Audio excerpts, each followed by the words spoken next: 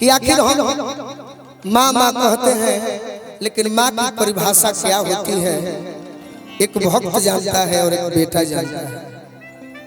लबों पे कभी उसके बददुआ नहीं होती। एक माँ है जो कभी हमसे खफा नहीं होती। किसी के हिस्से में दुकान आई, किसी के हिस्से में मकान आई। मैं सबसे छोटा बेटा था, इसीलिए मेरे हिस्से में सिर्फ मेरी माँ। एकरा के भोजपुरी में कहो तो कहाई कि इनार में जौन हरियर लागल बा ओकरे के काई कहल जाला, अजे अपन दूध पिया के पोसले बा ओकरे के माई कहल जाला। जे कान्ही पर हरदम लाठी लेके खाड़ रहे ओकरे के भाई कहल जाला। अजे बिना कसूरों के गर्दन पर गड़ासी चलावे ओकरे के कसाई कहल जाला। एक भक्त और एक बेटा माँ से कहता है, अगर मान ममता लुटाई होती, अगर मान ममता, अगर जो भी अपने माँ से प्रेम करते होंगे तो इस गीत पर ताली बजाइएगा दिल से। अगर मान ममता लुटाई न होती तो ममता मई माँ कहाई न होती। अगर मान ममता लुटाई न होती, अगर मान ममता लुटाई न होती तो ममता मई माँ कहाई न होती। अगर मान ममता,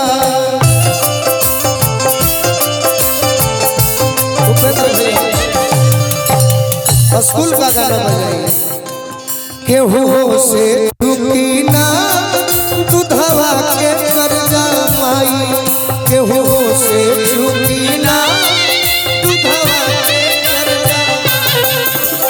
एक जन्म का 7 जन्म ले सुधियो नहीं दियाई, केहू से रुकी ना दुधवा के कर्जा माई, केहू से रुकी ना दुधवा के कर्जा।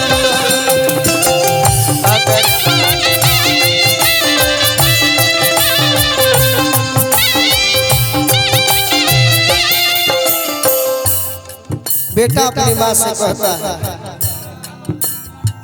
हमें क्या पड़ी है हम तुम्हें मनाए,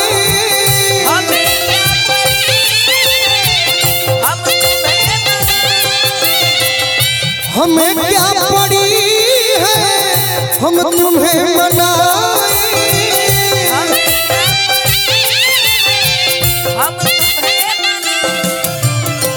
हमें क्या पड़ी है कि हम तुम्हें मनाएं,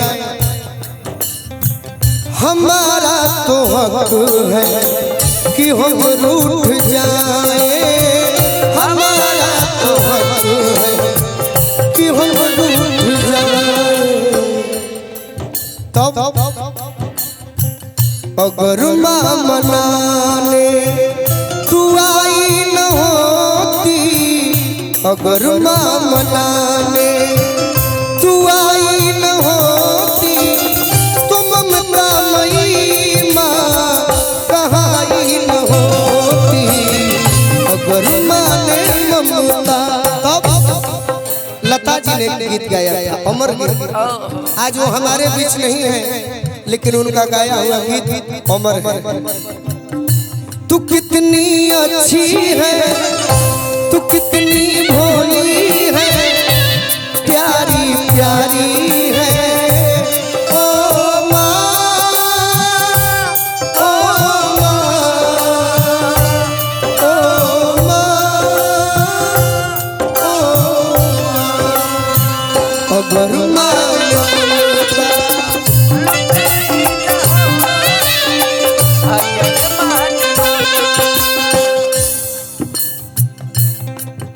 बेटा अपनी माँ से कहता है,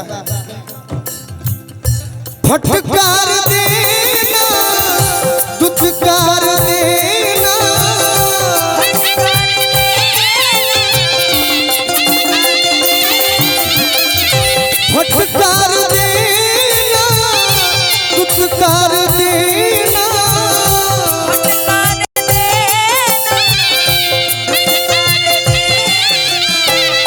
कमर भोली माँ लाल को प्यार देना, मगर भोली माँ लाल को प्यार देना। अगर मान बिगड़ी बनाई न होती, अगर मान बिगड़ी बनाई न होती, तो ममता मई माँ कहाई न होती। अगर मान ममता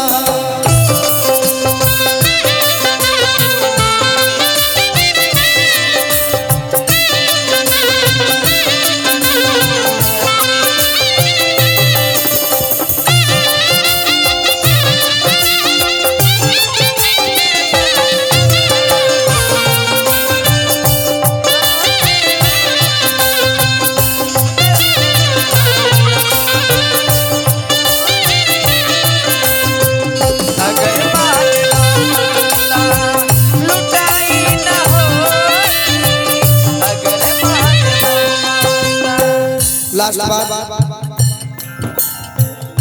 द्वार पे आए हमको निहारो,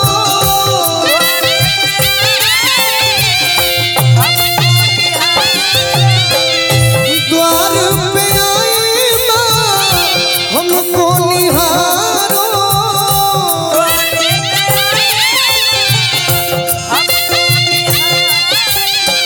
अरे खोई हुई तकदीर संवारो, खोई हुई तकदीर संवारो।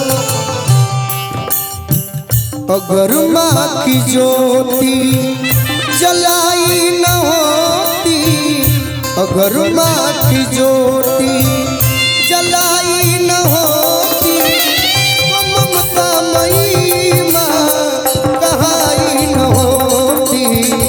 अगर माँ की ज्योति जलाई न होती, तो ममता मई माँ कहाई न होती।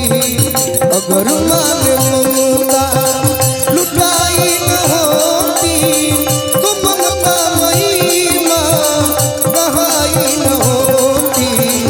अगर माँ ने ममता लुटाई न होती,